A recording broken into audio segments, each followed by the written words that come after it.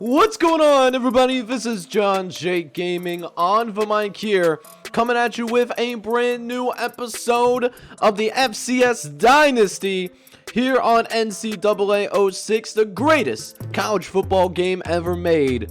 And also featuring that NCAA Next mod. We got eight great games on tap here, man, as we are starting to close in on this year 2 regular season that's going to help finalize the playoff spots for the FCS college football playoff.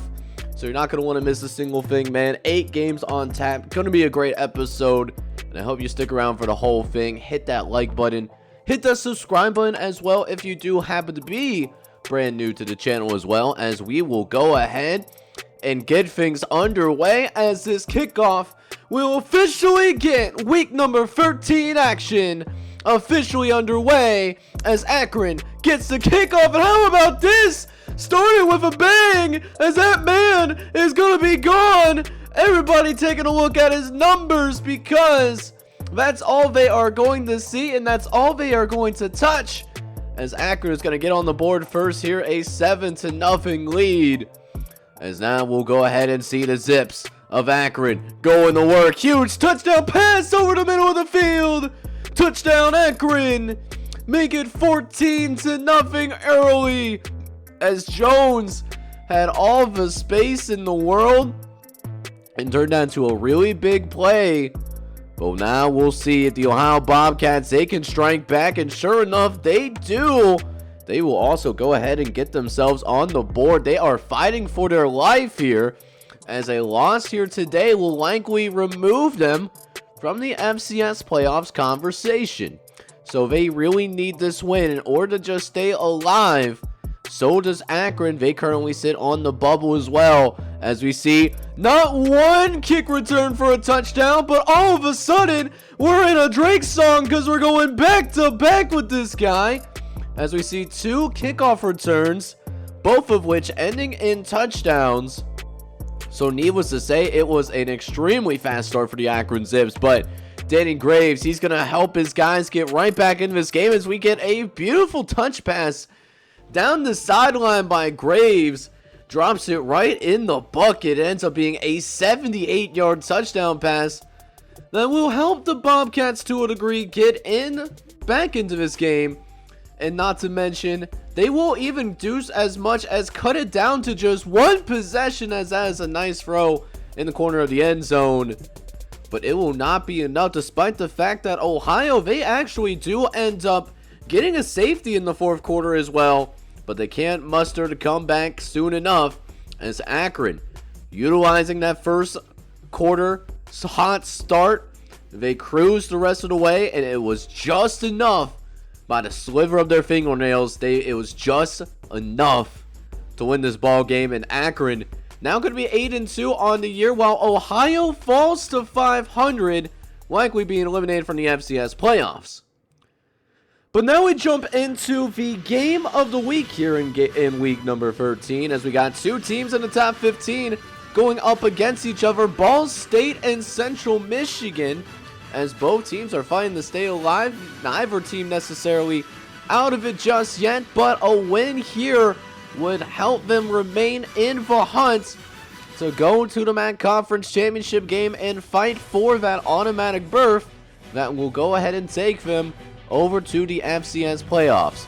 We got number 10 ranked Ball State, who recently lost their very first game of the season, taking on the 13th ranked Central Michigan Chippewas, as we'll now see Brandon Ford go to work, one of the best quarterbacks in the country. But he's going to take a little bit of a vacation to start things off here, as he hands it off to his running back. And his running back, wide butt naked, open down the sideline. And Ball State is going to go ahead and draw first blood here. A 10-0 lead early for the Cardinals, as Ford is going to toss it to the other side this time. And it ends up being yet another touchdown for the Ball State Cardinals. They're off to an extremely fast start here as well. A 17-0 lead on the road as well. That's the impressive part. And now Central Michigan in deep trouble early. Got to get some points on board. Early 2nd quarter. Throwing a rocket over the middle of the field, and ends up being caught. Touchdown, Chippewas. and Central Michigan gets themselves on the board. I mean, this man had all the time in the world. He could have made himself a sandwich, read the book, do some things to do those self-improvement stuff.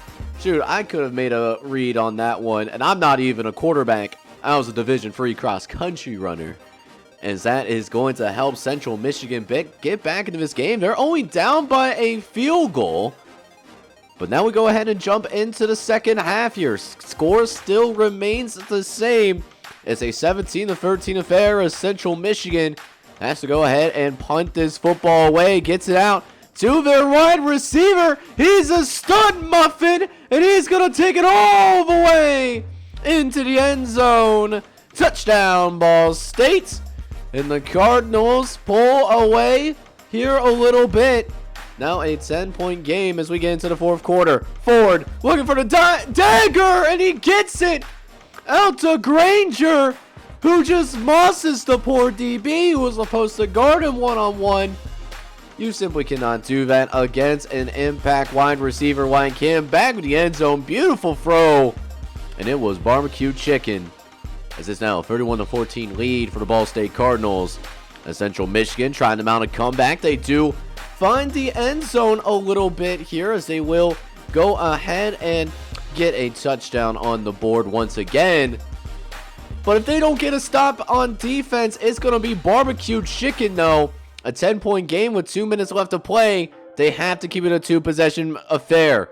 Ford under center, dropping back. He's got time. This is trouble. Looking for his receiver again and finds his main man.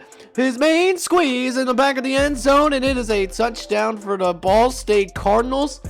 That will ultimately go ahead and help them put this thing away, so they will remain alive in the MAC Conference Western Division race. We'll see what happens to Central Michigan, as taking a loss this way in the season is, if you're going to lose games, you got to do it early in the season. I think that's really the lesson with, that we found out here in year number 2.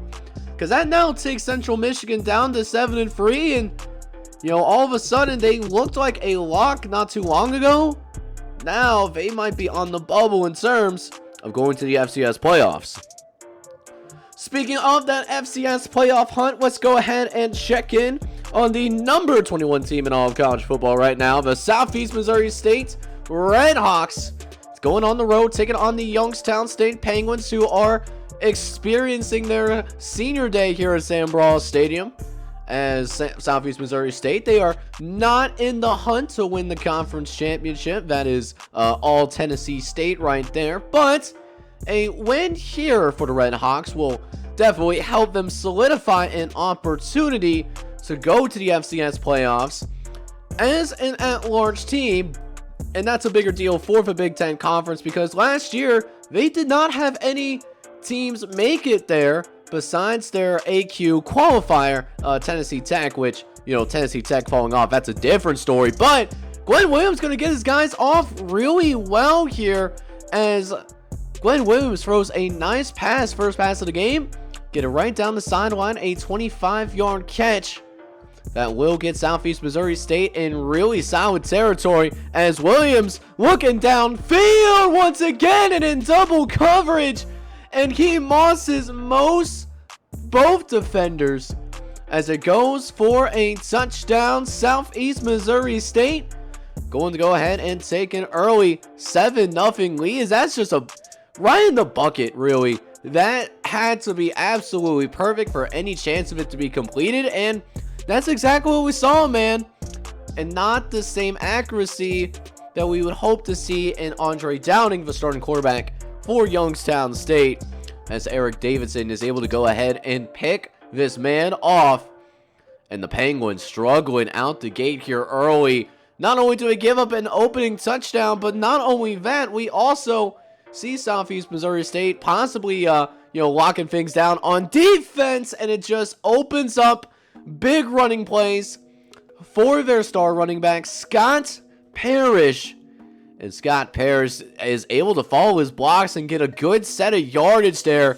He's having a great season so far. Almost 1,100 yards on the ground leading up to this game. As, speaking of the devil, here's Scott Parrish stiff-arming one tackle and breaking a couple of more before going ahead and moving things forward. A first down for the Red Hawks there, as that now puts them in a position to go ahead and get it in the end zone. Williams chucks it in there. Touchdown, Southeast Missouri State, as they are certainly feeling themselves right now. That now makes it a 2-possession game, as we will go ahead and see this team go to work here, as we are watching a team determined to make that FCS playoffs right now. Another great throw by Glenn Williams. And how about that 10 toes down movement? Oh my goodness.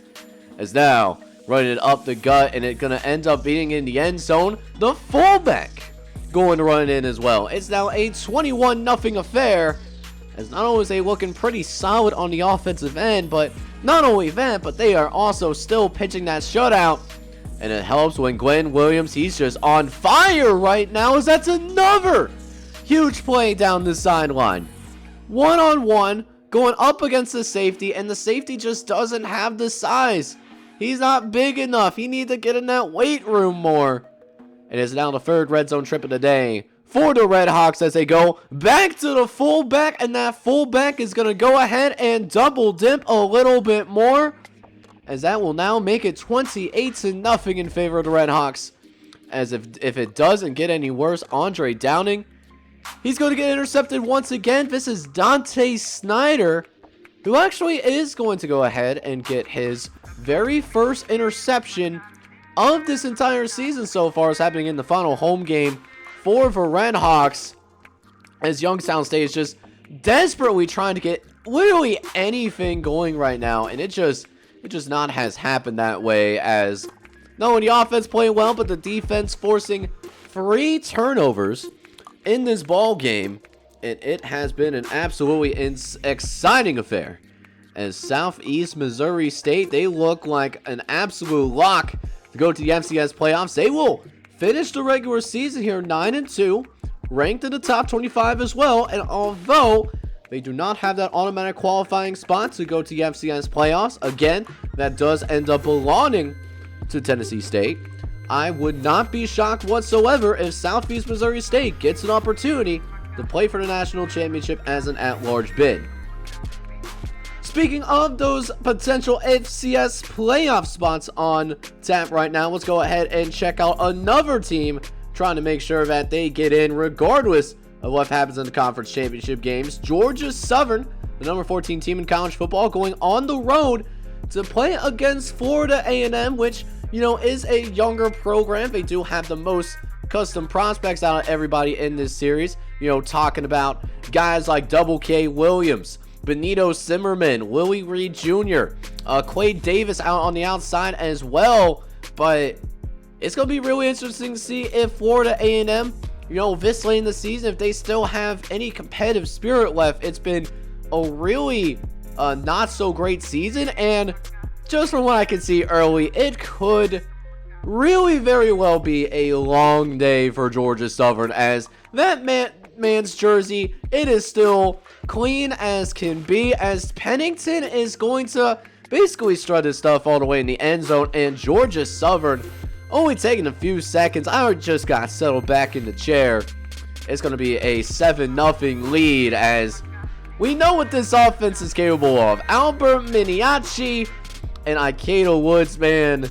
It's going to be a long day for Florida A&M unless they make some adjustments, and they make them yesterday, as Ikeda Woods actually decides to get the pitch out early, and there just wasn't numbers on the outside. Easy decision for Ikeda Woods there. This is already a 14-0 game here, as we'll see Florida A&M take the snap here. Benito Zimmerman doing a nice job with the chop block as he gets it out to the wideout. It looks like that might be Quay Davis. That might have just made the play right there. 47? No, it's not Quay Davis, but it's still a really nice pass, though.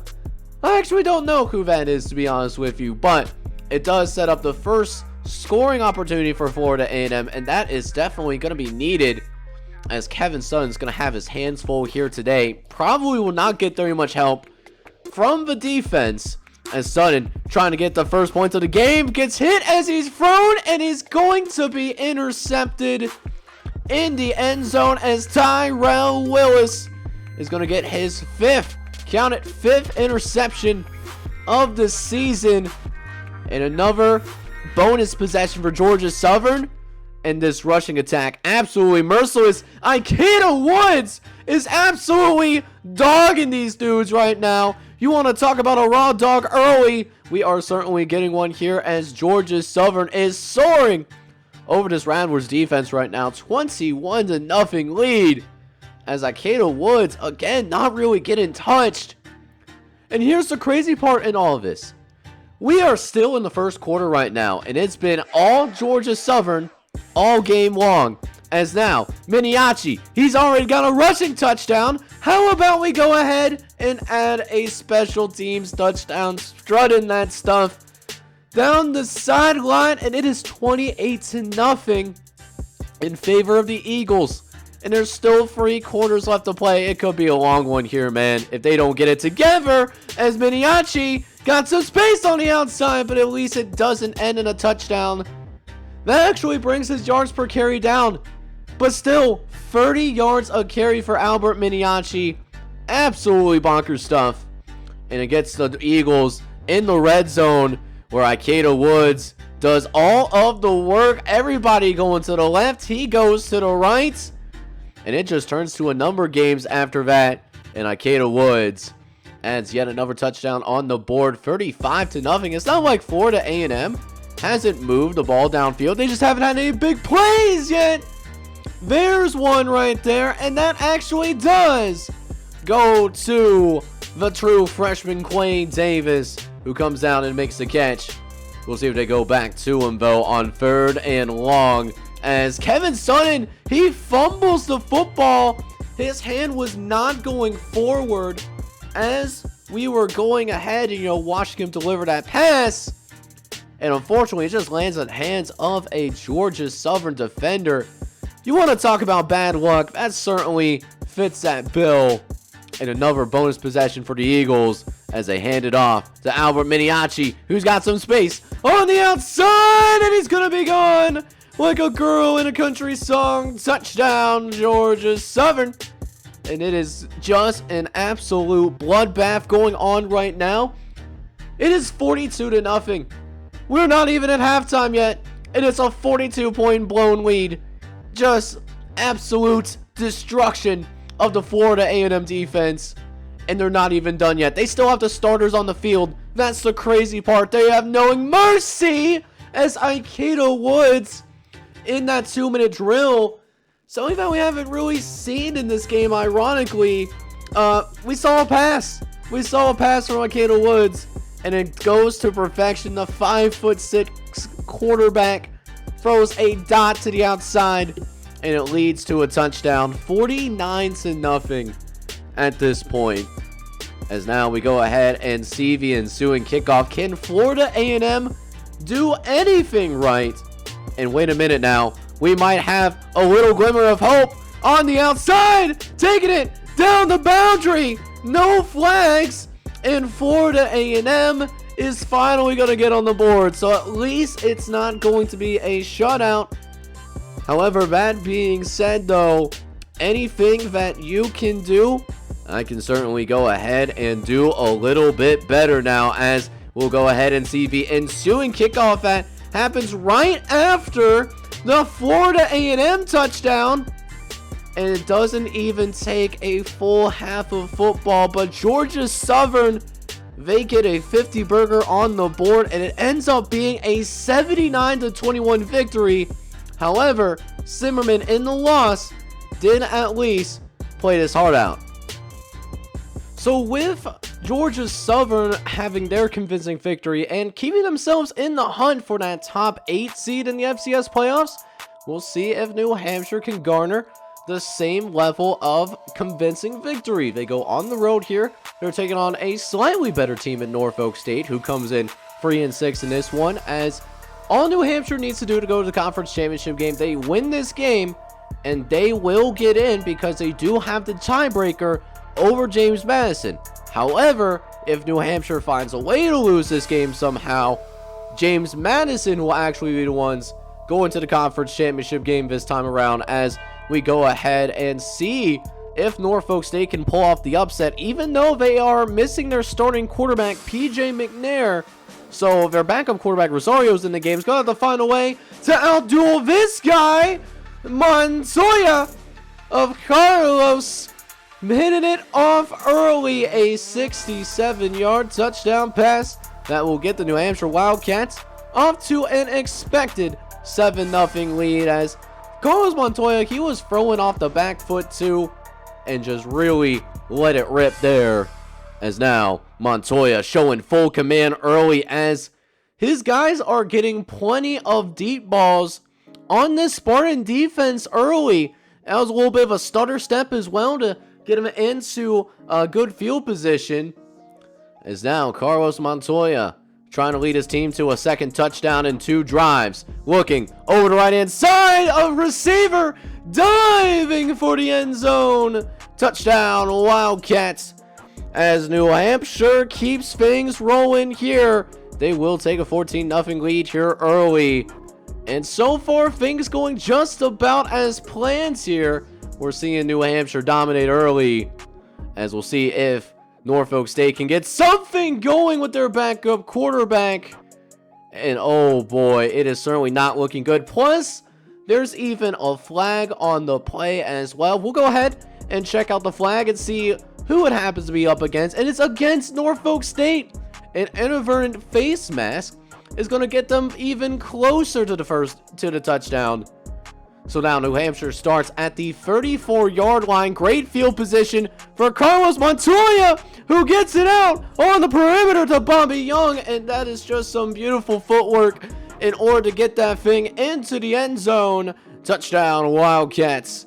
And it now makes it a 21-0 affair, as New Hampshire looks like they are in complete control here in their final conference game of year number 2, at least in the regular season.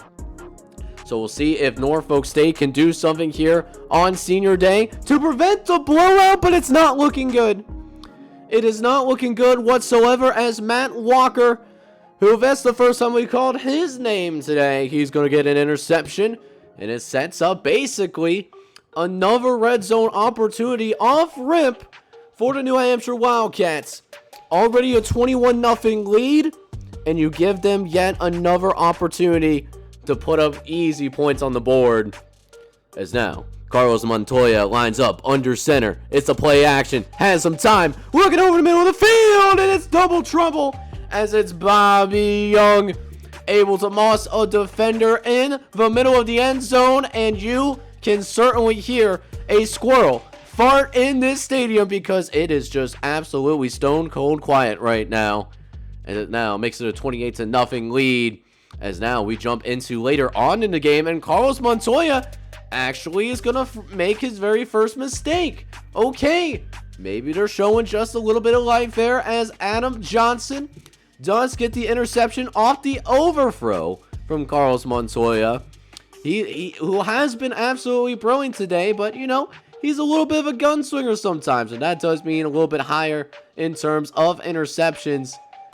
We saw that right there, but needless to say, New Hampshire still in control. We'll see if they can turn around off this turnover.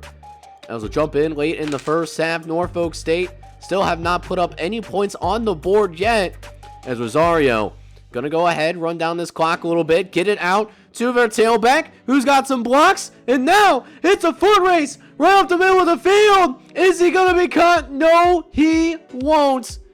And Norfolk State is going to get on the board for the very first time, running right through the heart of the defense, and that will get this stadium back in the game a little bit. A 28-7 game.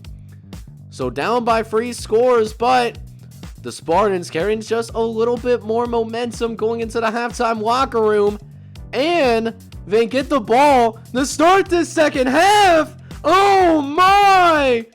What a way to get this second half going. Running it all the way down the sideline, and Green makes it just a 2-possession game. It could still very well be a ball game, but Carlos Montoya is going to be like, nah, we're not going to do any of that here. It's going to be another touchdown pass for Montoya. That's his 5th touchdown pass of the game, as Carlos Montoya, he is absolutely on fire. And that is still the case here, even in the second half. As now, Rosario drawing back the pass, seeing if he's got something going as well, but he's going to be intercepted. Once again, the 3rd pick that Pat Rosario is going to throw. And just an absolute travesty.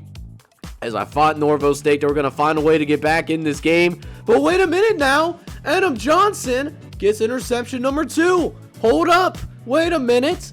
This could still actually be a game after all. So it's been a crazy second half, man. I mean, it's 21-0 start for New Hampshire, and then Norfolk State, you know, they haven't made up the gap yet, but they're clawing away. They're clawing away that lead with the fingernails, right? It's still a 20-point game. Still a big deficit, don't get me wrong, but hang on, another turnover. If they can still get plays like that right there, I mean, anything is truly possible. I have seen some incredible college football moments in my lifetime. Is this going to be one of them? As Norfolk State gets into the end zone, they will end up missing the extra point attempt, sadly, but they do at least cut it down to 2 possessions. This game, not necessarily over yet. They still got to work for it. Montoya gonna run it up the left-hand side. Another fumble, and Norfolk State, they got a little bit of life. They are still breathing. They might be on the ventilator, but they are still breathing right there. I can tell you what, as they even get called off 15-yard face mask, so that gives Norfolk State even better field position to work with. Let's see if they can cut this down to just 1 possession. Rosario dropping back, gets it out to the fullback, shuts off a tackler, but the fullback puts it on the ground. Oh, you absolutely hate to see that. Norfolk State, man, you gotta give them credit. They are playing their hearts out right now, but man, that turnover right there, that could very well be barbecue chicken. I'm not gonna lie to you guys right now. As now New Hampshire has a chance to run some time off the clock. Just going to play it safe, keep it on the ground. And it ends up being a touchdown for the Wildcats.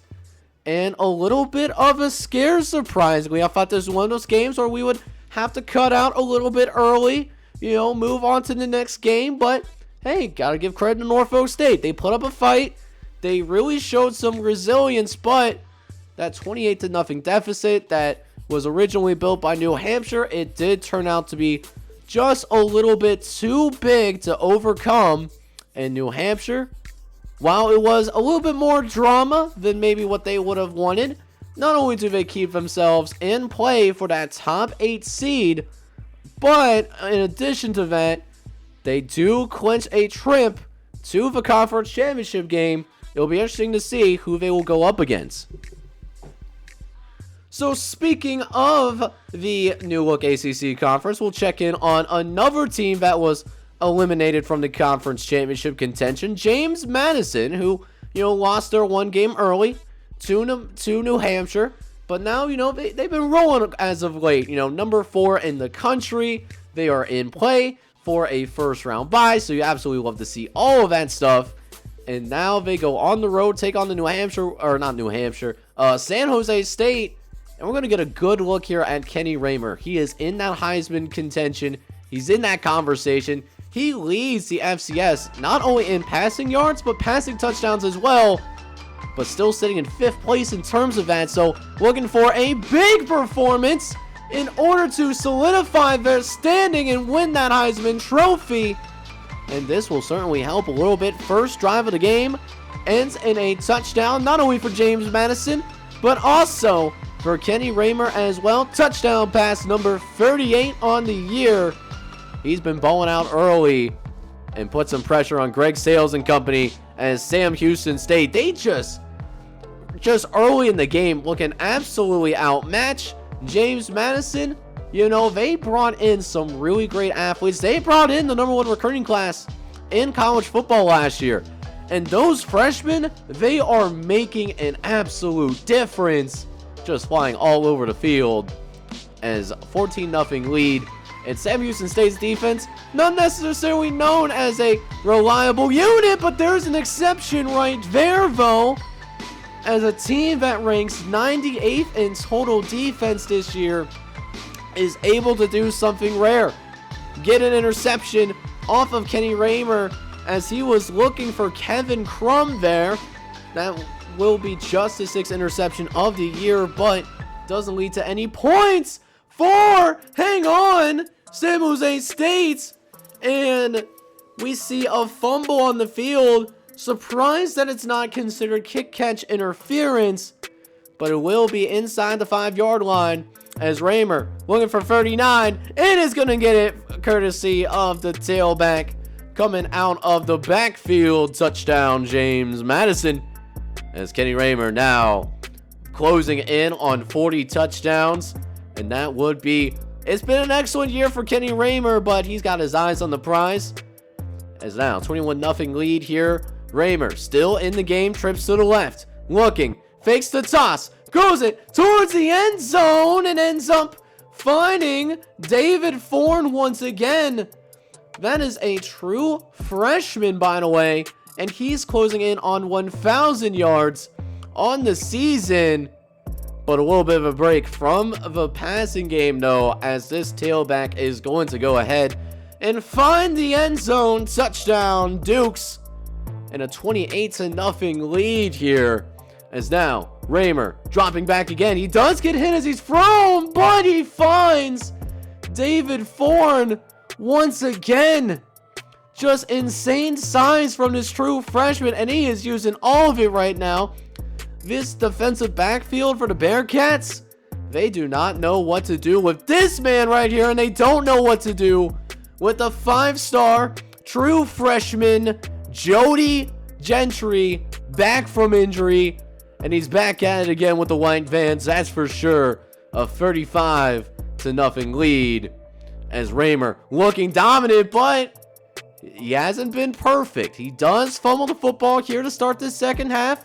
That will go ahead and maybe potentially help Sam Houston State actually get some points on the board. They have been shut out at this juncture of the game, but Greg Seals throws an interception, so those hopes get dashed once again. As now Kenny Raymer, his guys back on the field in this second half, dropping back. He's got time this time around, but he makes an unwise decision as he was trying to go and get it out to the hot hand in David Forn, and it will end up being intercepted. So pick off number 7 on the year for the senior redshirt at quarterback, but it only leads to the field goal for the Bearcats, and it's not like they don't finish strong. Raymer under center. Looks like it's going to be a blitz. No, the tailback getting involved. That's fumbled as well.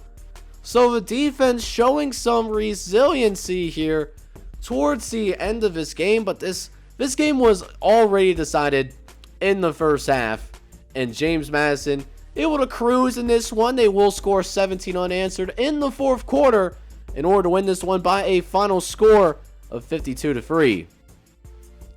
So the last game that I wanted to go ahead and check in on before we look at some of the scores around the FCS here in week number 13 is this matchup between two top 35 squads right now. The Southeastern Louisiana Lions going on the road to play against Northwestern State, who is fresh off of being upsetted by Appalachian State, and that did kick Northwestern State out of the top 25. So it now puts them in a precarious position to where they may have to win the conference championship. And while Georgia Southern, they have certainly have their weaknesses and flaws, Georgia Southern is still a good team, and that is not an easy task. As we'll check out the main squeeze in this game, Willie Gates, who has already 1,000 yards on this season, but they don't go to Willie Gates. No, they can pass this football as well, and they don't pass it often, but when they do certainly do a really good job of it there, as that is going to set up a goal line situation for the Demons as Richardson was able to cock that back and get a huge throw downfield. So now a goal line opportunity for the Demons as they will go. No, it's not to Gates. It's their receiver in the back of the end zone. Touchdown, Demons.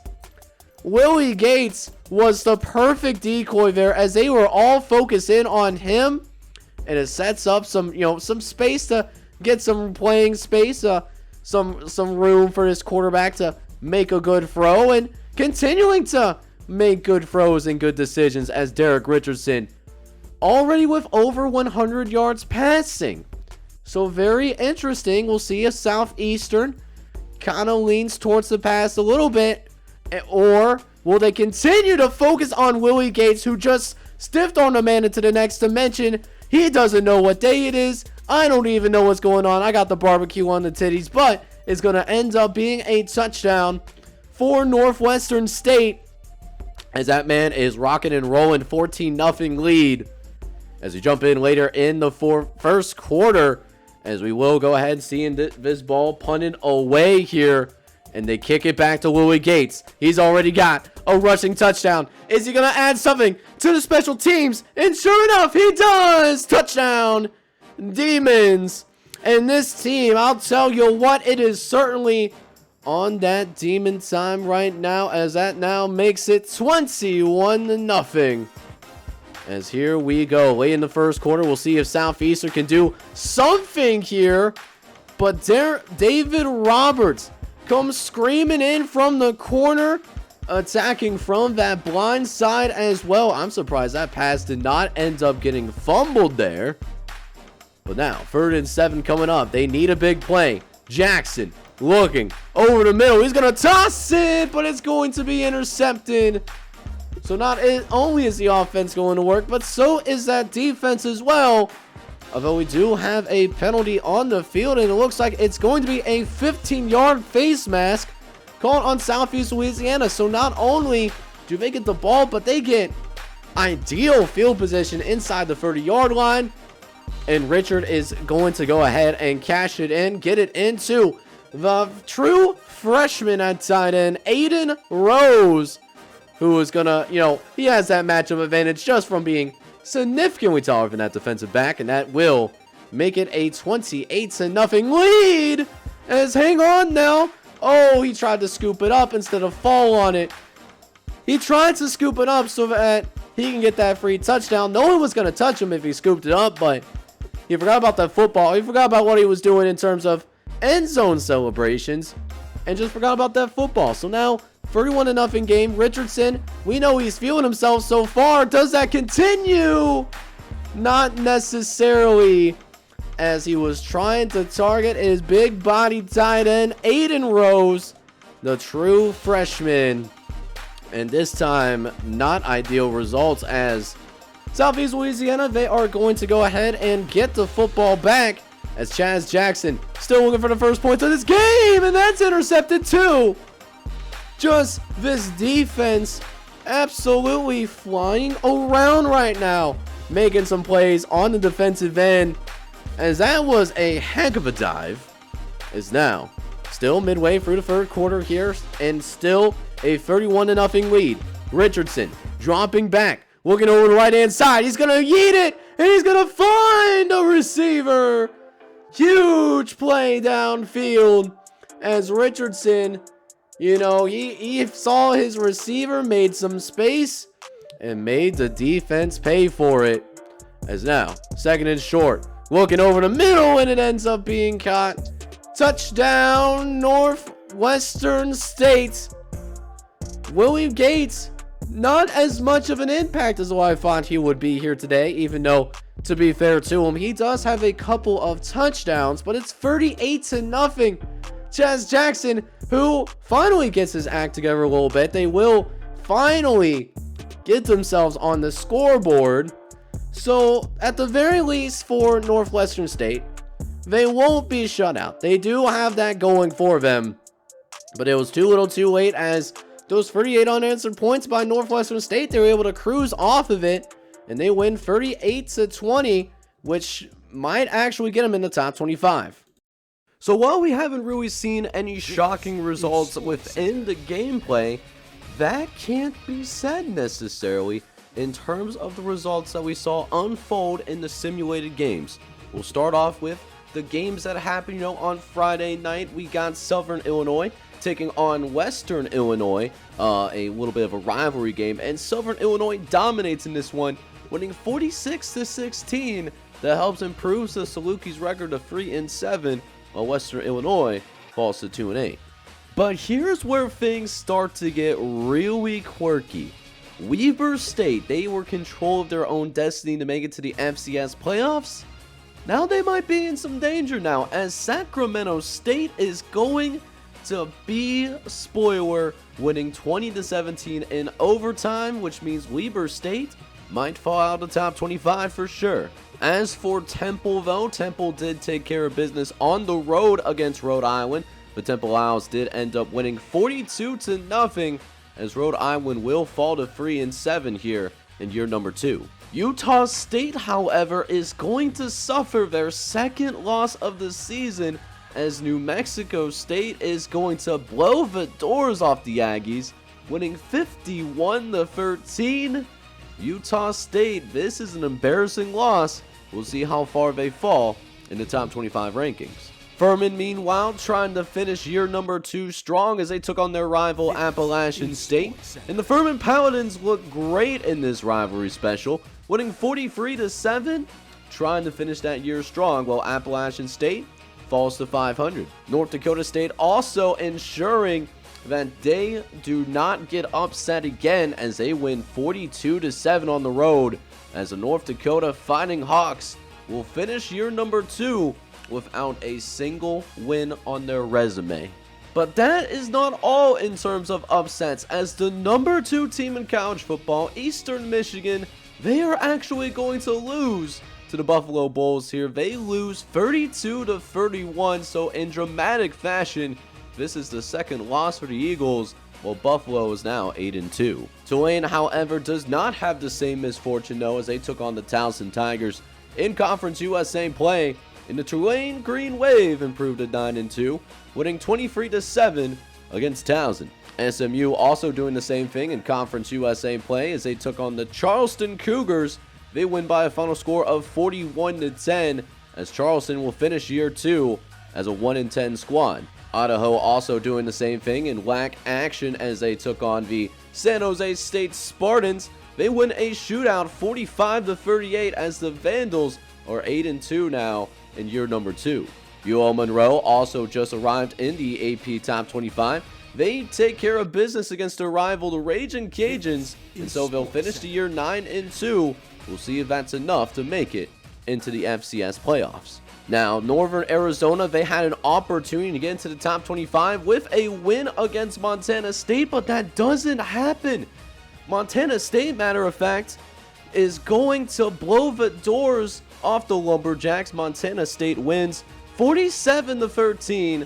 Montana State goes to 6-5, while Northern Arizona's FCS playoff hopes might be dashed. Montana also getting a shocking upset here as well, as the Montana Grizzlies, they also lose in a rivalry game to Portland State, as the Vikings win 24-23.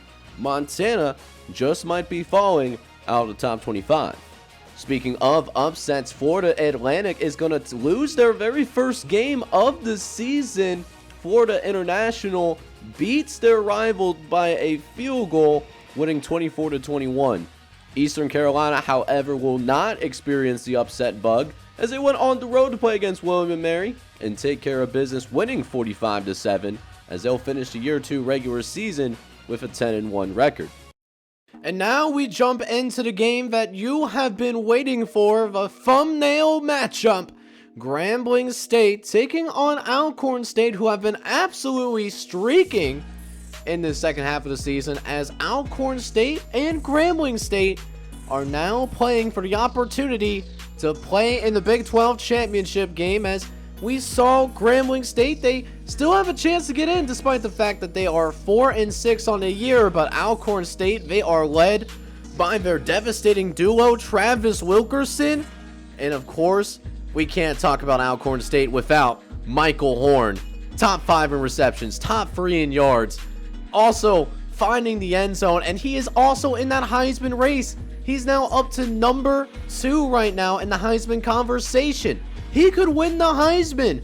So we'll see if we see a Heisman moment from Michael Horn as we start this game now. Wilkerson going down the sideline, and speaking of Michael Horn, he blows the cap off the Grambling State defense, and Alcorn State is going to go ahead and strike first. 57-yard touchdown as Travis Wilkerson saw that Grambling State was vulnerable over there, and Michael Horn ultimately made him pay for it. Horn really reminding me of an FCS version of Jamar Chase. He has been that special. He has been that talented, as that is now 2 touchdowns for Michael Horn. 14-0 lead for the Alcorn State Braves. And now the pressure gets put on Joe Overstreet, and he's going to throw an interception. But, hey, I like his effort, though, able to force a fumble. However, that fumble does go ahead and fall out of bounds. He was trying to get to his receiver, but the linebacker all over that like macaroni on cheese. As now, Wilkerson dropping back, looking over to the left-hand side. It's not Michael Horn, but it is a touchdown for Alcorn State. They get off to a really fast start extremely quickly, make that 24-0. As Wilkerson, he's on fire right now, and he's going to keep that going as this tight end, hang on now, is he going to go all the way? Yes, he does. Gone like a girl in a country song. Touchdown, Braves.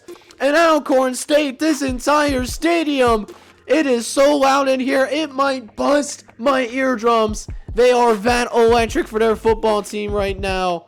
It is a 31-3 lead for the Braves, as this de facto division championship game, Alcorn State, they were certainly ready for it, but Joe Overstreet not ready to give up on this game and not on this season.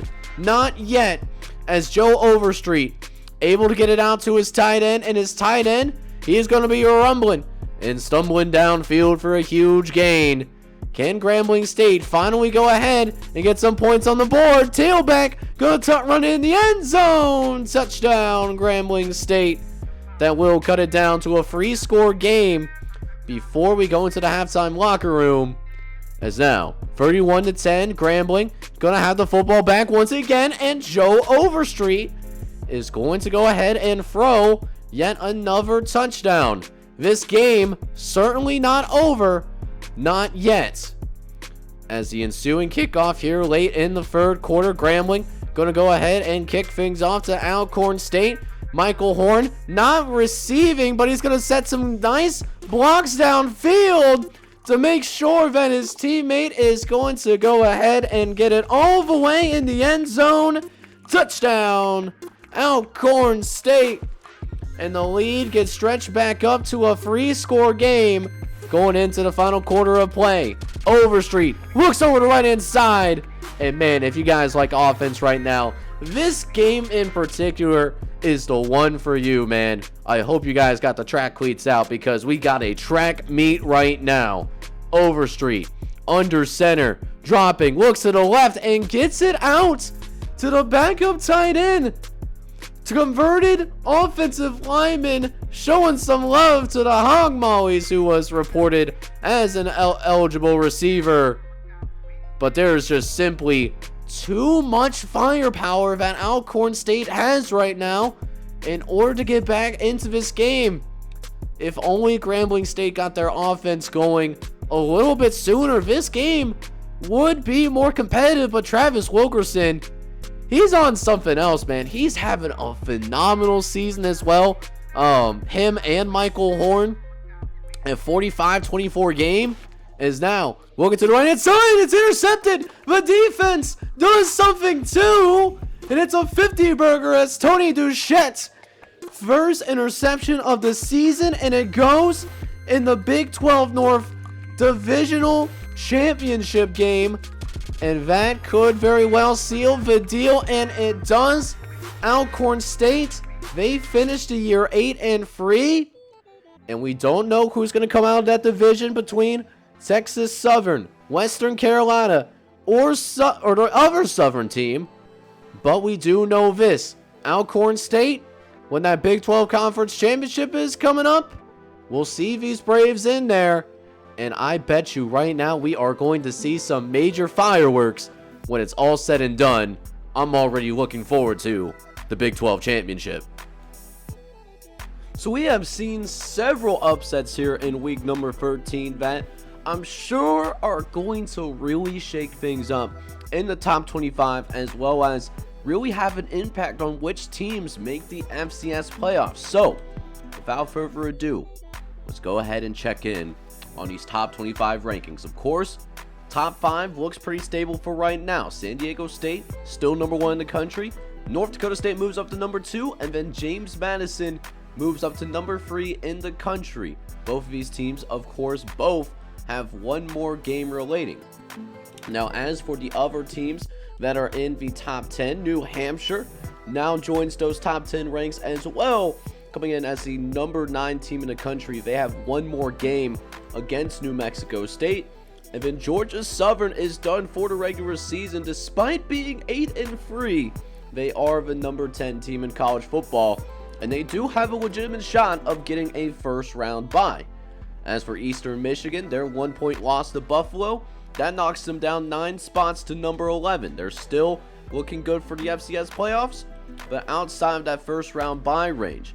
As we see some of the other rankings here in the top 25, things are still looking pretty stable. Texas Southern moves up to number 16 in the country, of 4 spots, even though Texas Southern, they were on bye last week. Southeastern Missouri State, they're done for the regular season. They're going to finish the regular season 9-2, and they should be in the FCS playoffs. South Carolina State, they move up 5 spots to number 18 as they are looking to get themselves off the bubble. Speaking of that bubble, Utah State is now considered there number 19 in the country right now, as they are going to have to wait and see what happens around them if they get in as an at-large or not. UL Monroe, meanwhile, they also get into that bubble range, number 20 in the country. They're done. Florida Atlantic, however, they fall to 21. They're in trouble potentially here in the bubble. And then, of course, we have some of the teams that are on jumping into the top 25. Buffalo's at 22, Tennessee State at number 23, and then Northwestern State moves in at number 25 in the country, with some teams on the outside looking in. Alcorn State, Maine, North Carolina A&T, Sanford, Montana is in there as well as Weber State, as those last 2 teams did end up losing. But a lot of teams on this others receiving votes, if they don't win their conference championship, they're going to need some serious help if they want to get in as an at-large when those playoff brackets are officially revealed. But with that being said, we have a new front runner for the Heisman Trophy, and it's none other than senior wide receiver Michael Horn, the senior for Alcorn State, with those 150 all-purpose yards, 2 total touchdowns. That actually moves him to number 1, while the team that was on bye last week, San Diego State, their quarterback is now number 2 in the Heisman watch, and he doesn't have any more games to play left in the regular season. Now, I will reveal who wins the Heisman Trophy in the offseason recap, so that's quite a few episodes away still, but definitely a very interesting race to watch out for. Does Michael Horn win the Heisman? As for who else is in the top 5, Bobby Young, he is going to have a couple more games to go, I imagine. Has a regular season game and a conference championship against either Maine or South Carolina. Ryan Pruitt is done, but the sophomore wide receiver still stands at number 4. And of course, rounding out the group so far, Kenny Raymer with 270 yards, 3 touchdowns against Sam Houston State in their blowout performance. Kenny Raymer remains in the top 5, at least as of right now. So we have seen an incredible episode here. We've seen upsets galore, teams peaking at the right time, and we might see the FCS playoff picture become more clear by the day. Next episode is actually going to be the final full week of the regular season, as week 15 just has a handful of games. So week 15 will be a quick episode. So week 14 is going to be a really exciting episode. It's going to help us answer more questions in terms of not only who wins and gets into the FCS playoffs, but who's going to get those top 8 buys. How is that going to be solidified? So you're not going to want to miss a single thing. It's been an exciting season here in year number 2. And if you enjoyed today's content, of course, make sure you go ahead, smack that like button, hit that subscribe button as well if you do happen to be brand new. This is John Jake Gaming on the mic signing off. I'm hoping you're all out there having a good one. Take care, everybody.